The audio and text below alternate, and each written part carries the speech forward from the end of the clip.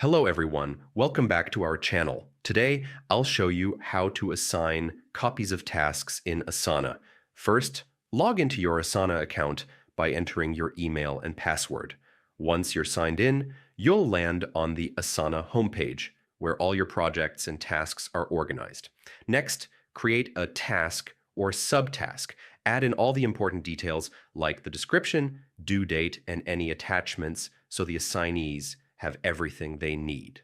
Now open the task details pane on the right side of your screen. In the assignee field, click on it and choose Assign to Multiple People. This feature lets you create individual copies of the task for each person. Start typing the names or email addresses of the team members you want to assign it to. Asana will suggest matches from your team.